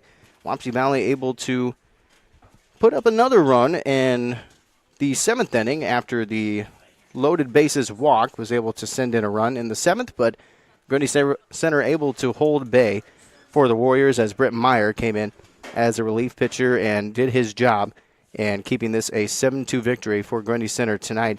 A lot of good performances, though, at the plate for Grundy Center. Judge Jarofsky did hand himself a 3 RBI triple in the 5th inning, as that really opened up, obviously, the big scoring. Pete Lebo following that up with an RBI single as well right after that. Also an RBI single for Jarofsky before that in the 4th inning. Had a double tonight for Pete Lebo, a double from Hayden Geerdes. Had a very good laydown bunt from Braden Davey in that 4th inning, right down that first baseline. That was able to set up the RBI single for Judd Jarofsky as well, putting, I believe, Rick Yoder in scoring position after that laydown bunt from Davey. So overall, a really good showing for Grundy Center. Had a couple of spots, though, in those first 2 innings, or I would say the first 3 innings, really. You had a total of 8 players stranded on the bases. You had 2 in the first, 3 and 3 in the 2nd and 3rd inning, for a total of 8 players left on base in those first 3 innings. So a lot of runs left off the board at the start of this game. Just 1 run to show for it after 3, but Grundy Center eventually able to turn it on and be able to finish, but definitely put themselves in a lot of great scoring positions here tonight. With the Spartans, there's a lot of high expectations of the Spartan team this year, ranked number 4. Still undefeated as they move to 7-0 on the season so far tonight. Make sure to check out our entire schedule on our website at kdao.com to see all the matchups that we have planned for you. In baseball and softball season, we'll have plenty more for this week. We got lots of parades coming up this weekend as well, so make sure to check out our YouTube at Radio On The Go Sports and our website at kdao.com for all the sports broadcasts we have coming up for you. Plenty more baseball and softball throughout this early summer season here in the state of Iowa. That's going to wrap it up for me here in Grundy Center. Again, 7-2 victory tonight for Grundy Center as they remain undefeated and improved to 7-0. I'm Austin Johansson signing off for tonight here on Radio On The Go Sports. Tonight's game was made possible by CropRite, Creekside Grundy Center, GNB Bank, D&B Agro Systems, Ellsworth Community College. This has been a special sports presentation of KDAO.